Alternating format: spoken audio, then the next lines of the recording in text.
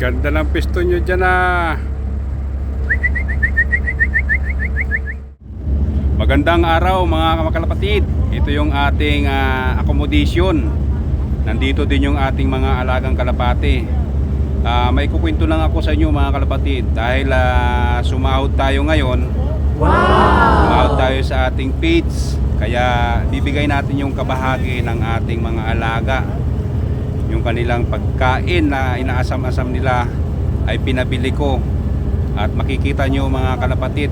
At sigurado na daw na nakabili siya. Pero hindi ganun kadami kasi nga mga kalapatid, mahirap talaga dumala dito ng napakadaming pagkain nila. Kaya ayun mga kalapatid, panoorin nyo.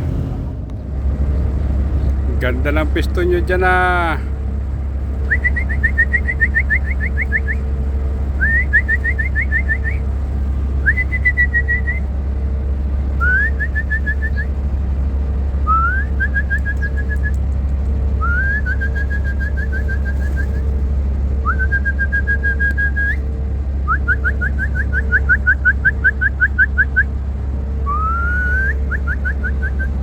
Ganda ng piston nyo dun eh.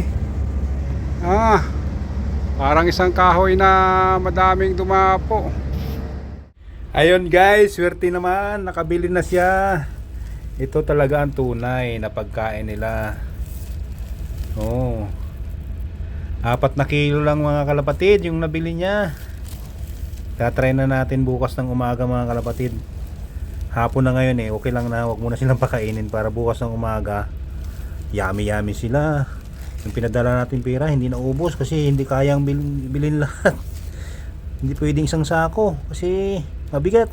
4 na kilo lang daw yung pwede. Pero okay na yan mga kalapatid, at least meron. May young bird tayo. Ayun sa taas hindi pa bumababa. Yan young bird ang ganda mailap pa siya yung young bird natin kasi nagugulat siya. Naubos din nila yung mais lang natitira pero sinasayad ng iba. Yung iba kasi sanay na yung kumain ng kanyang pagkain eh. Yung mais, malalaking mais. Yung mais medyo pinaglalaruan pa nila eh. Pero mabilis sila mabusog Lalaki ba ng butil ng mais na yan? Ayun mga kalapatid, kinakain na nila nakakatuwa naman. Nakatikim din sila ng tunay na pagkain. For the first time nakatikim din sila ng pagkain na tunay na pagkain ng kalapati. Baba na kayo, baba na. Salamat naman at tinuka na nila. Pero naaalangan pa yung iba mga kalapatid